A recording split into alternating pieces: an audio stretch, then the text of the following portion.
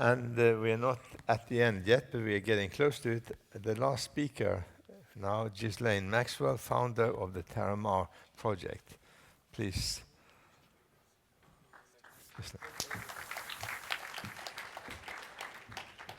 Mr. President, Your Excellencies, ladies and gentlemen, I'm honored to be here to be able to share a plan for action along with my fellow panelists. The world is divided in two: an area that we know well that has laws and regulations, and an entire 45% of the planet that has basically no rules. It is effectively like the Wild West, a place that has some rules, conflicting rules, and no rules.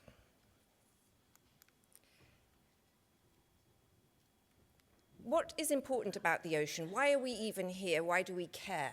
Let's look at some of the tangible things that it does for us. It feeds 16% of the global population. And I know there are a lot of people from shipping here, so you know that 90% of the global shipping trade moves by ship.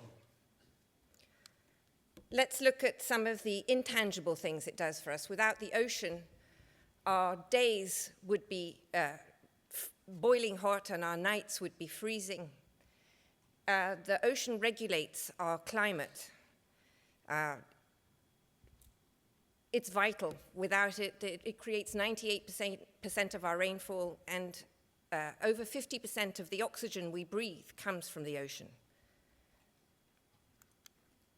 But we're careless with this absolutely vital and renewable resource. We use and discard 1 trillion plastic bags a year into the ocean. We have created 5 gigantic gyres of plastic and garbage that swirl in the open ocean. It's a disaster. We also fish indiscriminately. We're so clever, we're such a brilliant species, we've actually outdone ourselves in the fishing department. We've got boats that now can hoover up vast shoals of fish. This is the largest fishing net. It fits 12 Boeing 747s in its mouth. I can't imagine there's one person here that thinks that that is a sustainable way to fish. This tuna was sold earlier this year for $1.7 million. I think that we can all agree that if there was lots of tuna out there and that it was a sustainable species, that we wouldn't be paying such vast prices for that delicacy. That is an indication that the species is in trouble, and in fact, I think it's down to some historic levels below 93% of stock.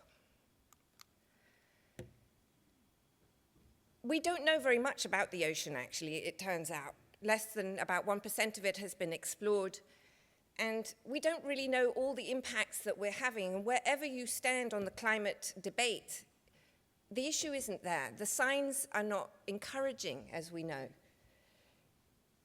So why do we need these apex species, the tuna, the whales, the swordfish?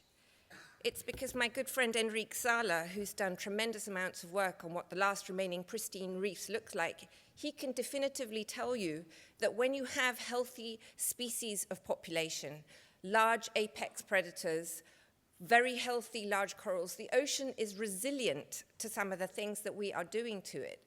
So however you feel about the creatures in the ocean, the more of them that we have, the better, the healthier, and the more resilient is our ocean. But we are excited about the possibilities of exploiting what we have. This picture might be what the future of mining looks like. But many of you here who are involved in mining, you know that mining on land is an inherently messy and difficult business. Please, for a moment, imagine what it must be like to drill and to mine at the bottom of the ocean. Again, because of its value to us, imagine if you didn't have the oxygen that you needed to breathe or the food that feeds 16% of the global population. What would you do if the rain doesn't fall? What would happen if the monsoon shifts?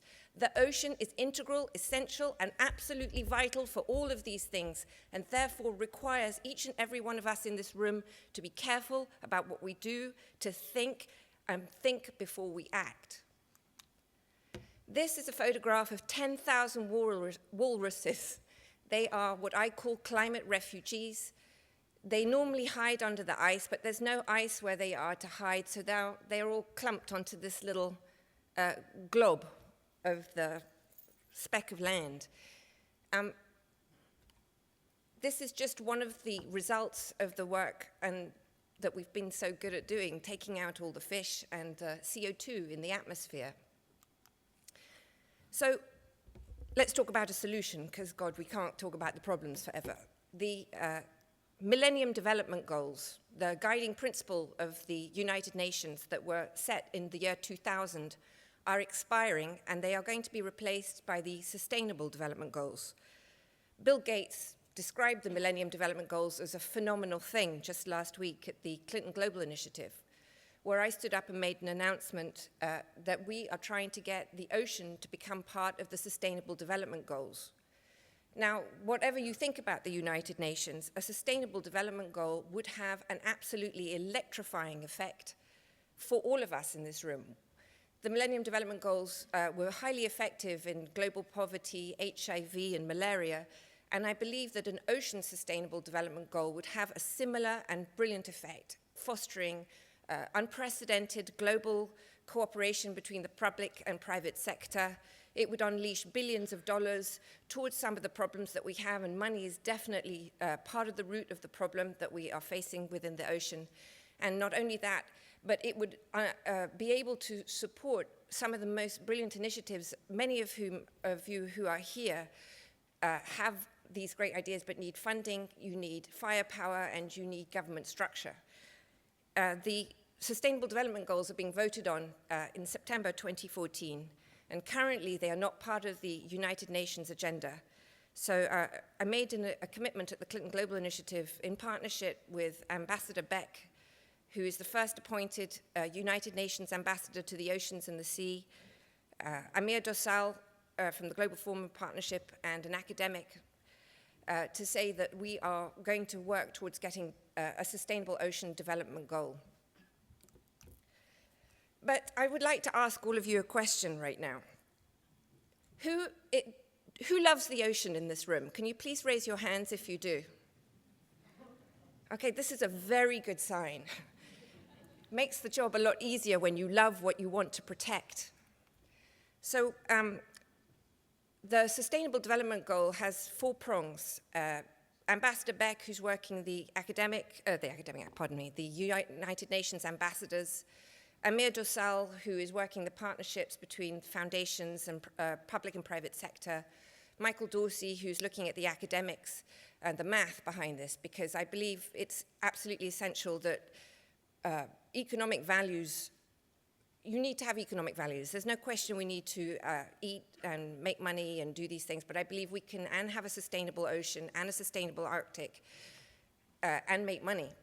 And so the job of the TerraMar project is to create a global ocean community. So we created a pledge, and it's called the I Love the Ocean Pledge. It's relatively easy to sign. You go in, you say, I love the ocean. I will spread my love of the ocean with my family and friends. And I would like the ocean to be managed sustainably. I encourage you all to go to the website, do that, and then it so happens you then get a passport that makes you a joint citizen of land and sea, and you become, you get a TerraMar passport. TerraMar also has, is a online platform that seeks to both educate, to give information to everybody, because you need to know what's going on. If you want to make informed decisions, you need to know what's happening, but you need to be able to make those decisions on your own. And this way you have all the internet at your fingertips to figure it out for best practices. So with that, I just say thank you. It was an opportunity and a pleasure to be here.